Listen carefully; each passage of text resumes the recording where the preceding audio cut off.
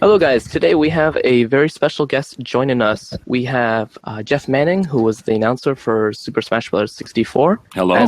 As well as tons of other credits, including Soul Calibur, Tatsunoko versus Capcom, and even the Aflac Duck, if I'm not mistaken. I am the voice of the Aflac Duck for Japan, actually. Yes.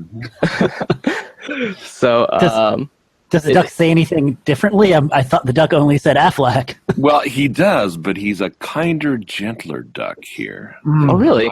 They decided that the American kind of, in-your-face kind of was not what the Japanese were after. So he's much softer here. I am outraged that the Japanese would censor our Aflac Duck in such a way. At the beginning of the campaign, this was like 10 years ago when we first started, he sounded, they wanted someone who sounded just like the American Duck. So they kind of picked me. And I kind of mimicked him. But as the years progressed, it seemed like, they tried several different things, and it was a lot of fun. We did all different kinds of characters, and he basically did a lot of angry and excited and scared and, really over-the-top type of stuff. But for some reason, they kind of went a different direction. They decided that the softer approach was better, and that's where we're at now. Yeah. Kinder, gentler duck. Kinder, gentler duck, yes. I remember watching I think it was the Maneneko campaign. Yes. I did in preparation for this interview, actually. I did the cat. Yeah, I did the. Oh, you did the cat too. Yes, I did both. Okay, so let's start off with these questions. All right. So, how did you get involved with voice acting? Well, I had been in Japan for about 15 years, maybe even closer to 10. But and I had actually was doing another job. I was writing songs for Japan Victor Corporation, JVC, Victor Songwriting. And I was sitting around the table reading a newspaper one day, and Japan Airlines was advertising that they wanted bilingual actors to do at that time, there were only 2 channels. We're going way back in history here. At that time on the plane, there was only 2 channels. There was A channel and a B channel. And they wanted different voice actors to overdub Japanese animation or Japanese movies into English. Mm-hmm. And they were going to use that as the B channel, the English channel. And they were looking for people to come in and audition. And I thought to myself, that's kind of cool. That's what I used to get kicked out of school for. So, I could probably do that. So I just on a whim, I went and auditioned. And I think there were probably 50 or 60 other people at the audition. They picked 2 people. Mm-hmm. And I was one of them. And so I kind of started out as doing that just as a side gig, just for fun. And it became quite lucrative and quite popular, and so I started doing that instead of the other things that I were doing. So you didn't have any professional training with voice acting? You kind of no, it just always just kind of naturally. I could do a lot of different voices. Like I said, I used to do impressions of teachers and impressions of cartoon characters and different things in class to make the other kids laugh. Yep. And it would get me in a lot of trouble. And I thought, hey, why not try it? So, yeah. So when did you actually come to Japan then? The first time I came was in the 1970s, actually 1975. I came as a 19-year-old missionary for the LDS Church. Okay. And I was here for 2 years and absolutely fell in love with the place. I just really, really enjoyed it. And after the 2-year stint was over, I went back home, obviously, and got so homesick for Japan. The old joke my father tells is I said, I'm homesick.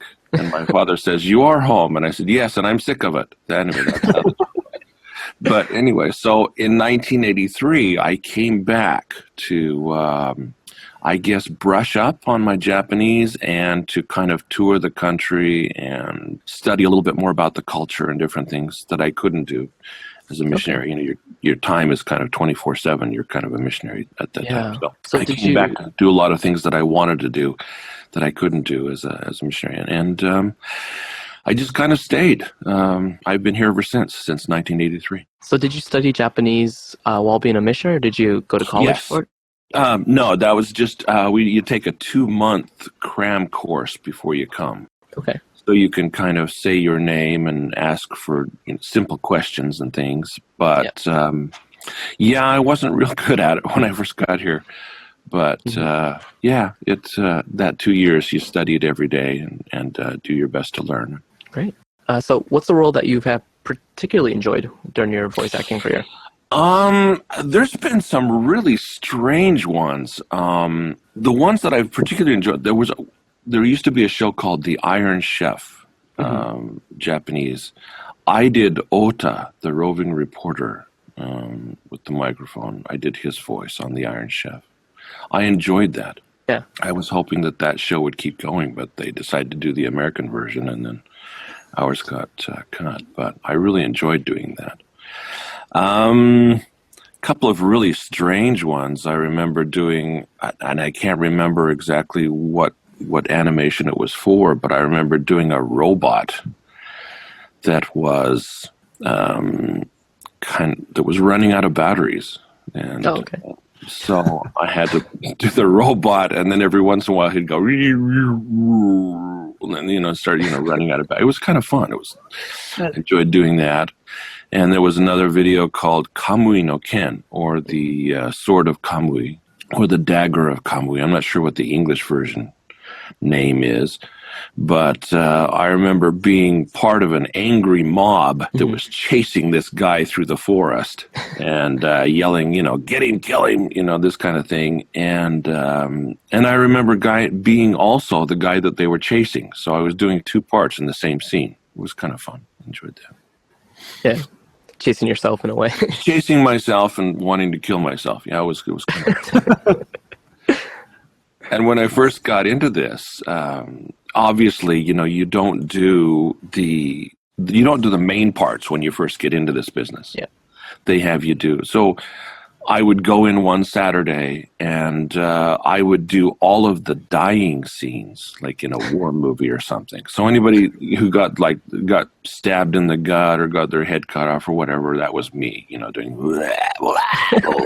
doing as many different ways as I could. And that would be my Saturday. But there have been other ones. I remember doing the Tora-san series, the Otoko wa Tsurayo. Have you ever heard that? We did those in English. Do you know what those are?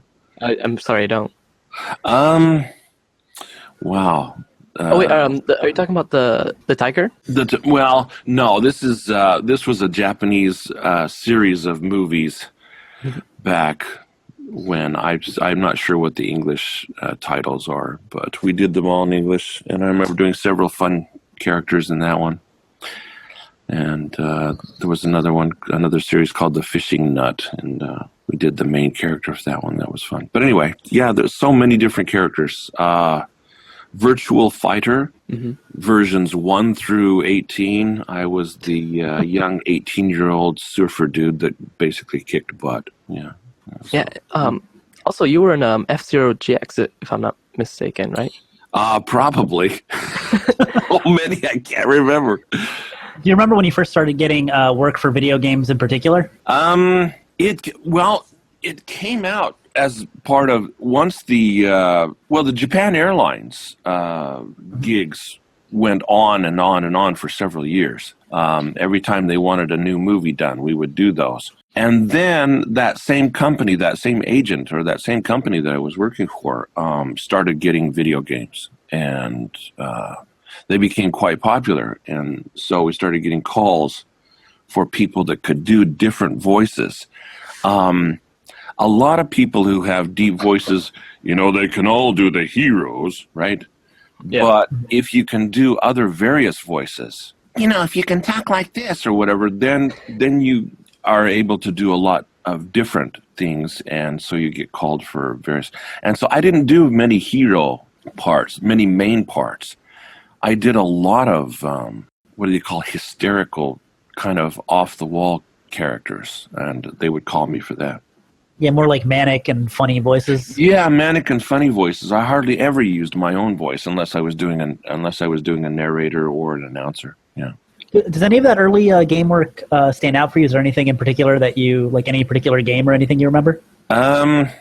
Not really. I just remember the different characters and how much I enjoyed doing such a variety of characters, and sometimes 3 or 4 characters in the same game. Mm-hmm. And getting a kick out of people saying, yeah, I really liked you. I heard your voice in this game. And I said, oh, you did? Which character was it? And they would say a particular character. And I'd say, well, what did you think of this other character? And they go, oh, yeah, he was okay. And I was thinking, yeah, that was me too. But anyway, so, yeah. And you've done the, I guess, the announcer role for quite a few games now. You've done it for Tatsunoko versus Capcom, Soul Calibur, Capcom Ultimate All-Stars, and of course for Super Smash Brothers. Smash Brothers, yeah. Yeah, obviously it's kind of like the music industry or whatever. Once you start doing a particular role and somebody likes that, mm-hmm. you become kind of that flavor, and they kind of pigeonhole you into that. Yeah, you kind of get typecast a little bit. Yeah, so people will call you, oh, can you do that guy, or can you do that just like you did in that other game, or can you, they want you to do. Well, do you try to, I guess, approach all of those in the same way then, or no. do you? Okay. No, in Japan, it's different than in the United States. In Japan, the director has pretty much his own idea of how he wants it done. Mm-hmm. The producer and the director, they kind of have an idea of how they want it to sound. Whereas in the States, I did some stuff for Disney back in the 2000s, and back in the 90s and 2000s. And I remember going into a studio and thinking, okay, they're going to tell me how they want this done. And nothing. There was no director there. There was nobody there. They just told me to show up to the studio. The guy who was working the mixer board, he was there, but that was it. Huh. So you didn't really have thinking, that's kind of weird. And they said, okay, take one. And it kind of blew me away, because I take one. I said, you're not going to give me any direction or anything? And he says, no, just however you want to do it. And I said, okay. And I did it, and then nothing. I mean, and I said, did you like that? And he says, I don't know. He says, you're the actor. Did you like it? Where in Japan, they will spend probably, before you even go into the studio, probably 20 or 30 minutes just going over the characters and saying, this is what we want him to sound like, or this is what we want it to sound like, or whatever. And they'll say, I want it to sound like a professional wrestling announcer, or I want a sports announcer, or I want it to sound like something off of Discovery Channel, more calm and collected, or whatever. Mm-hmm. And they will go through and they'll tell you all this stuff before you even go in. So it's a completely different. The games in Japan, when you go in and do a character, they will basically, if they don't have any idea of what they want it to sound like, they will ask you to do 3 or 4 voices to give them an idea of what you can do, and then they pick one. Okay. But they pretty much tell you how they want it done. So when you go in to do an announcer, they'll say, okay, we want you to sound like an excited sports announcer, or like a disc jockey, or we want you to sound like more calm and collected, or whatever. And they'll basically tell you how they want it done. So was there any kind of particular direction that you remember for Soul Calibur? No, I don't remember that. That's about it. Yeah, I just remember each one each director is so different, and they, like I said, they have their own ideas of how they want it, and that's it. So that actually kind of is a nice segue into the Smash 64 recording itself. Mm-hmm. I know it's been a long time since it was recorded. Mm-hmm. And do you remember anything about the recording? I remember the names. We didn't have a sample of in other words, we didn't have a picture of the characters, a sample of the characters. I remember that they gave me a white sheet of paper with a list of names. Okay. And some of them were so bizarre, I didn't even know how to pronounce them. I actually had to ask them how they wanted me to pronounce some of the names. And then I just went in and did them. I mean, I had no idea. I hadn't seen the animation. I hadn't seen the game. I just had a white piece of paper in front of me, which is pretty much how it goes most of the time here. I actually want to ask because we asked Dean pretty much the same question. Did you have any idea what any of the characters were? Did you at least know No. who Donkey Kong was? Or No, I had no idea. This was all before it came out, right? I mean, obviously. And you wouldn't be in a regular studio either. They would tell you to show up at the company, whoever you were doing it for, whether it was Nintendo or whether it was Capcom or whoever it was.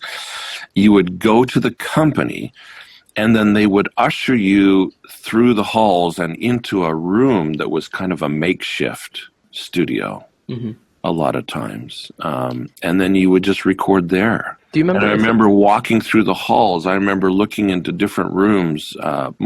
Some of them were closed, but you would look into some of these rooms, and you would see all of these games, whether they were like game center, like mall, like shopping mall type game center games, or just on computer games. But they would be working on all these different. It looked like Christmas in there, or like Santa's workshop kind of thing. They had all these games going, and I thought, oh, well, that's kind of cool. Or I wonder what they're going to do with this, or what. But yeah, they would basically usher you through these rooms and through these halls, and basically into a studio, and then just hand you a piece of paper and say this is what we want. And you just go for it. Do you remember if the Super Smash 64 recording happened in Yamanashi or if it happened in Tokyo? It was Tokyo. Okay. It was Tokyo. It was definitely Tokyo. And do you have an approximate date? No, I don't remember. The thing is, we didn't really. Well, I don't know if anybody else did, but it was just going to be another game. We had no idea which ones would be hit and which ones would be misses. Yeah. Especially since it's the first one in the series. Yeah, and they were making so many different. They were working on so many different kinds. Yeah. Sometimes we would go into a studio and they would have 2 or 3 games, and you would do voices for. We want you to do the mosquito for this voice or for this game, and then we want you to do the robot for this game, and then we want you to do the vampire for this one. Okay, and you just go and just do it. Yeah, I can imagine it. Go ahead. Now I was going to say so you would have, I'm just trying to clarify, for one recording session, you'd record characters for different games? Sometimes, yeah. Sometimes it would just be the one game, but sometimes they would have 2 or 3 different ones going at the same time. I guess for a company that makes sense for cost. Yeah, and I mean, the competition is fierce. Everybody wants to be the next big thing, right? So they would actually have, I'm sure they've got, 10 or 15 games going at the same time. And I guess they had decided which ones were going to be dubbed in English, which ones were going to be sent to the States, and which ones weren't. And whichever ones were, we would just go in and work on those. So were you given any particular instruction on how to do the announcer voice for Super Smash Bros. 64? I'm sure I was. If you start, like I said, in Japan, that's the way they do it. The director pretty much has the say of what kind of voice he wants done. He has an image in his head. Whereas in the States, they leave it more up to the actor. It's up to you. You're the talent. You're the actor. Here, you're more of just the voice. So, they'll say, or sometimes I would start a character. And about 2 lines into it, they would stop me and they would say, no, we want you to be more excited than that. Or we want you to sound younger than that. Or we want you to sound calmer than that. And then you'd go and start from the top and try it again. Okay. So if the announcement was just, straightforward and just saying 5, 4, 3, it's just like a almost a mechanical thing with no emotion. That's basically what the director wanted. If they wanted it more over the top, like like a professional wrestling match or whatever, then that's what they wanted, basically. Yeah, that makes sense. I guess since that time, have you played any of the Smash games? Seen people play them? Like what's your thoughts on the franchise? I mean, I don't really have time to play them that much myself. I was never really a gamer. I'm more of an outdoorsy type guy and a guitarist and things, and so I'm not really a gamer so much. I enjoy my work immensely, and I enjoy hearing other people, say how much they enjoyed the games, or if they liked this or they liked that. I enjoy that immensely. I love that, but I personally don't play them that much. Yeah, a lot of people actually want you to come back. Well, we're actually working on. So we just did a new game just last week. Okay. And I don't know if I can talk about it or not. I think I'm under the secrecy thing, but it'll be coming out, and I'm hoping that people enjoy that. Just to clarify for everyone, he doesn't necessarily mean a new Smash. No, sorry. Smash fans are not a new kind Smash. of crazy. No, this is something completely different. Yeah. They will think people will think that you are the announcer for the next Smash. No. Just wanted to clarify that. You gotta be careful. It's the internet. People hear what they want to hear. Oh, okay. All right. Yeah. Sorry. No, I'm not. They haven't brought me back for the new one yet. No. This is something completely different, but it's fun. I enjoyed doing it.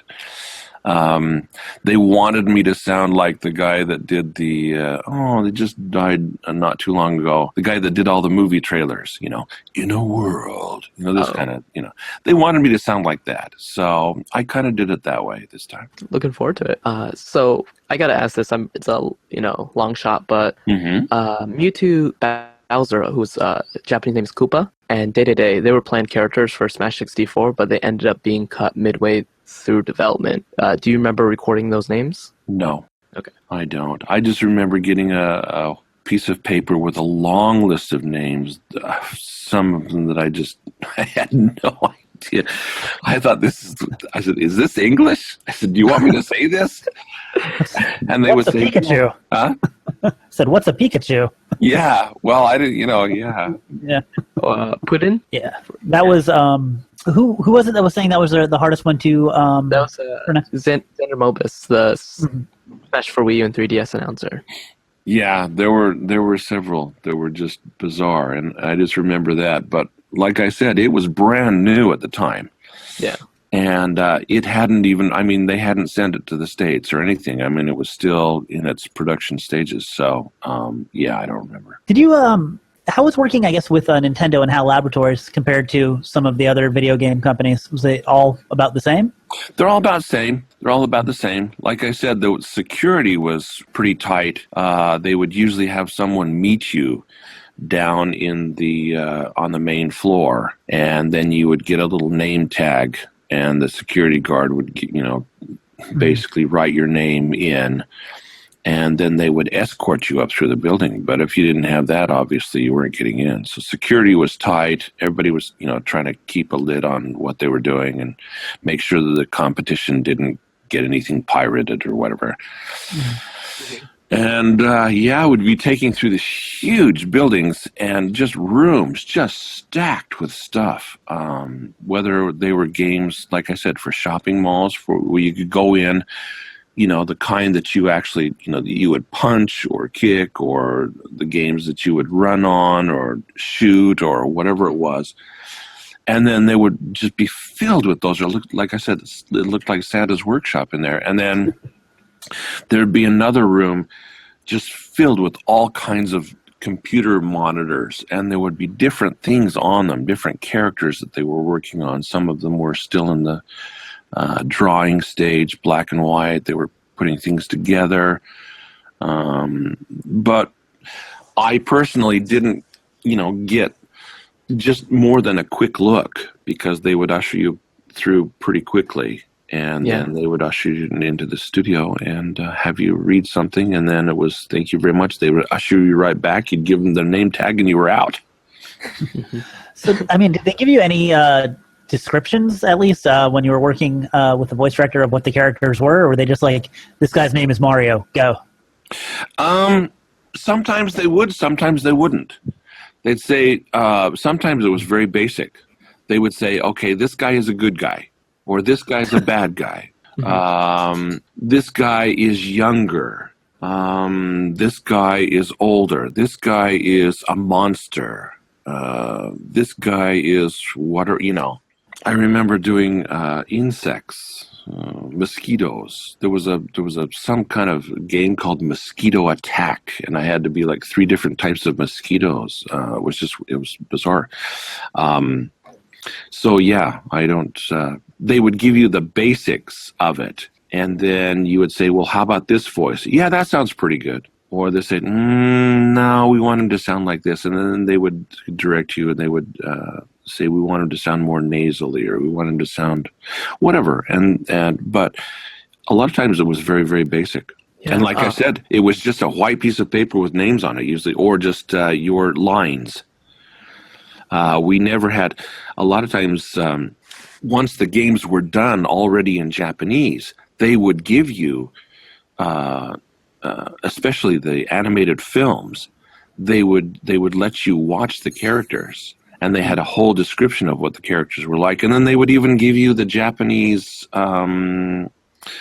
voice actors sample, so that you could mimic them, so you could sound as much like them as you could, so that there would be kind of continuity between the two. But if the game was still in the process of being made, no, it was just a blank piece of paper in a studio. Yeah, and I'm sure being bilingual has really helped you. Yeah, that helped. Obviously, a lot of the people in the company couldn't speak English that well, and had a real tough time describing the character in some of these more exotic terms that we would use in English. And so knowing kind of what they were talking about in Japanese really did help, yeah. So let's see. Is there any other interesting or funny stories that happened during recording, either for Smash or for something else? Wow. Not that I can think of right now. Like I said, it was pretty straightforward. Other jobs that I would do, if I were doing like a promotional video for a company or something, and they would say something like, at the end of the narration, we want you to do it, big finish, big thundering, name of the company, whether it was Nintendo or whatever. And I remember getting those wrong a couple of times. There was when I was doing The Iron Chef in Japanese, it's Ryori no Tetsujin. And I was doing a promotional video for a company called Teijin. And I had just finished, and at the very end, and they said, and then we want you to do this. They said, we want you to say the name of the company, and, with a lot of feeling, like, Teijin, this kind of stuff. And I thought, okay, yeah, I'm going to show these guys. I'm going to rock their world. And I got to the end of the video, I went, Tetsujin.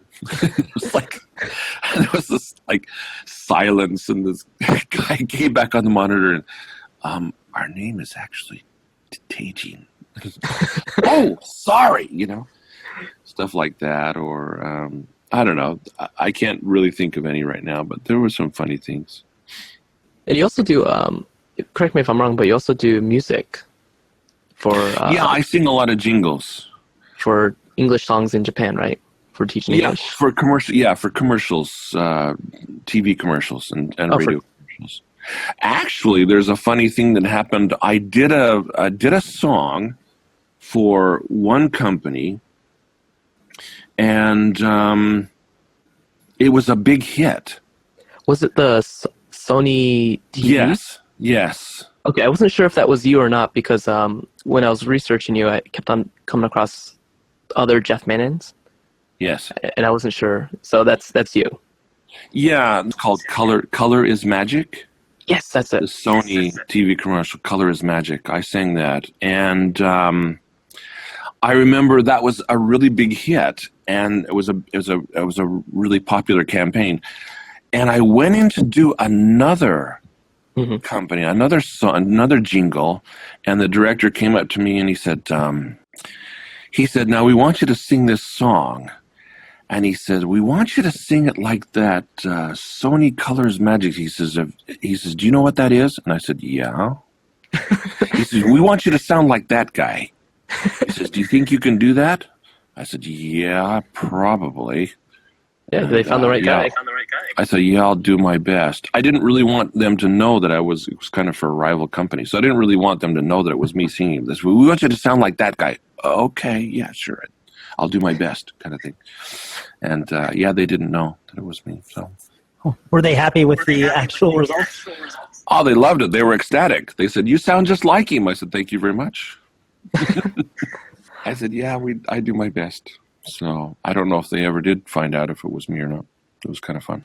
Yeah, actually, researching where you've been credited, it was pretty difficult because a lot of sites were inconsistent. Yeah, and they get mixed up sometimes. But yeah, those of us, like you said, Dean and I, we did so many different ones that it's hard to keep track, and we didn't know which ones would become popular and which ones wouldn't. So for us, it was just another game, just another day, another dollar kind of thing.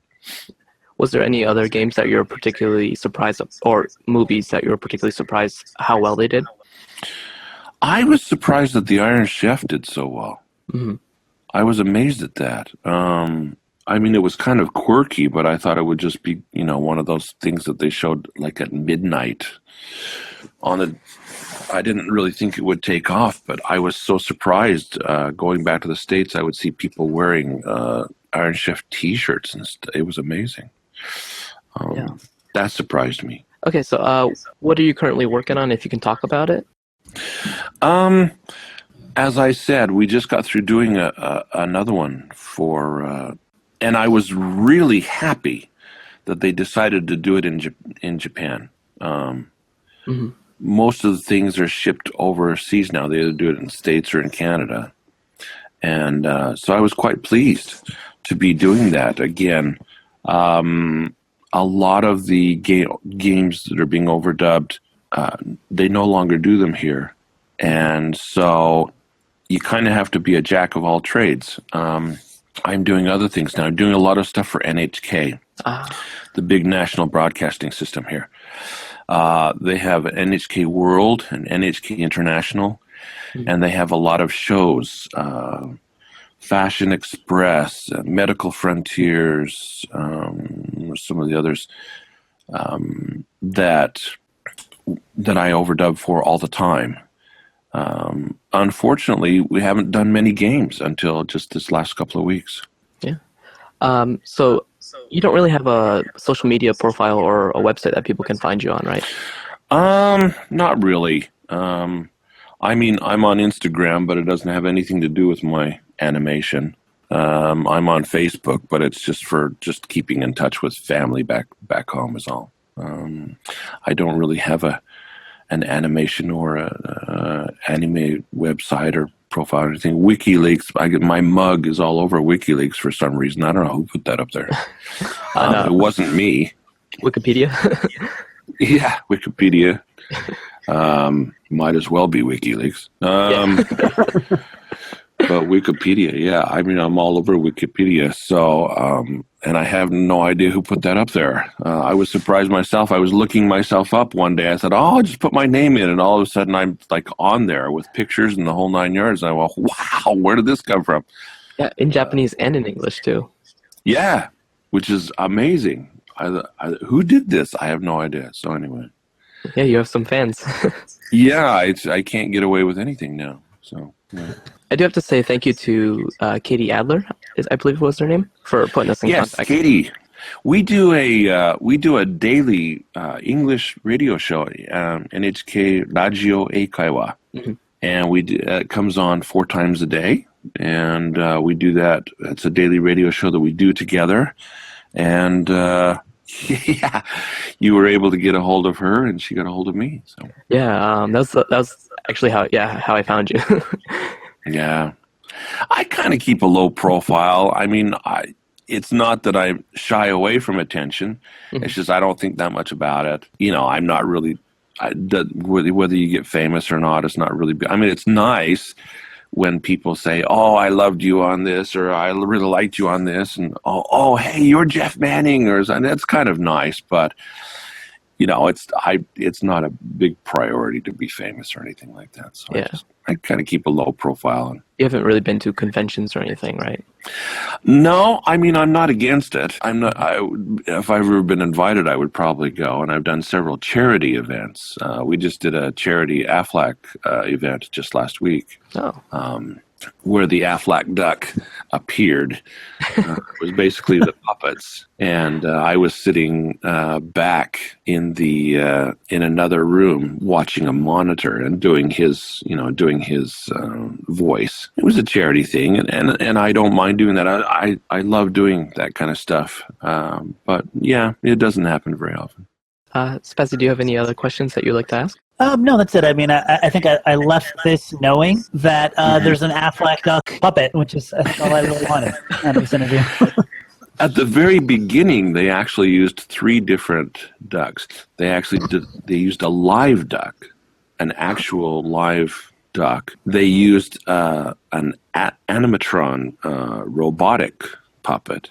Mm-hmm. And then they also did the hand puppets. They had all 3. Right now, I think the only one that they're using right now is the handheld one, the ones that's used. I guess it's just easier to work with. Yeah, it's probably cheaper than reprogramming the robot and getting the live one to do what you want it to do. Okay. Well, thank you so much for joining this interview. It's You're really welcome. been a pleasure. Really happy to talk to you. Thank you. I mean, I appreciate it. I'm flabbergasted that I'm so well known. It's unbelievable. Yeah, your work is incredible. Definitely. Well, I wouldn't go as far as say that. There are a lot of really talented. What? You definitely set the precedent for Smash, being the first announcer. Thank you. Like I said, there's a lot of really talented people here, and I wish they would do more animation voiceovers here in Japan. I wish they would keep them there. And hopefully, this one that we did last week, the producers and the directors were pretty impressed. They were all young kids, right? Probably in their 20s. And I'm showing my age now. Anyway, they're probably in their 20s. And they were impressed evidently with the voice talent that we had here. They'd never, because they do so much stuff in the States, they hadn't heard our work here. And so hopefully they will say, okay, we don't have to send our stuff over there. We can do it here and then send it out, as a package deal. Yeah. So as one more funny story, I remember, speaking of being young, I was in the studio doing an old professor, and this guy was like completely bald except for some little bit of white hair around his ears. You know the type. Yeah. And I asked the director, I said, so how old do you want this guy to sound? And she said, this guy's really old. We want him to sound like really old. And I said, well, how old? And she said, he's like 50. And I looked around at one of the other guys and says, does she know that I'm 55? Does she know? Does she know? She says, do you think you can do a 55? And I said, yeah, I'm pretty sure I'll do my best. I'll try. It was one of those things, but it was so funny. She was probably like 22. Yeah. And he's really old. He's like 50. Okay. So. Yeah. Yeah, 50's not old. It's fun. It's fun. Or when they ask you for a profile picture, mm-hmm. They want to know what you look like before they think you can do a voice or not. It's kind of funny. Yeah, I think you on was it Gaikokujin Talent? Uh-huh. Is that a company that you're affiliated with? I think they have the profile picture that Wikipedia uses. Yeah. And but the thing is that they'll take a look at you and they'll say, "Oh, well, he's middle aged, so that's all he can do," or whatever. They stereotype you. Yep. And I'm thinking, hey, you don't have to be a duck to do the Aflac Duck. You don't have to be a mouse to do Mickey Mouse. I mean, the guy who does Mickey Mouse, he's middle aged. Give me a break. So anyway, it's kind of funny. It's when they ask you for a profile picture, it's so funny. I just think, what does it matter? Give me a break. If I can do it, I can. Did you like the sample or not? Kind of thing. Yeah, and you have plenty of samples online. Yes, which is a little embarrassing. Some of them are quite old, but yes, I think I've gotten better with time. Hopefully, but some of the earlier stuff is on there as well. Well, again, thank you so much for joining us. You're really welcome. been our pleasure. Thank you. I had a good time. Thanks again to Jeff Mannon for joining us for this special interview. We have conducted interviews with every single Smash announcer, so if you haven't watched the Dean Harrington interview or the Xander Mobus live stream, please check them out on our YouTube channel. We've also done a written interview with Pat Cashman, which is on sourcegaming.info. Source Gaming will continue to be your source for news, translations, and discussions, so make sure you hit that subscribe button. Thanks to Gene Cho for his help with the audio. Check out the description for a full list of credits and social media links. Thanks again, and I hope you guys have a great day.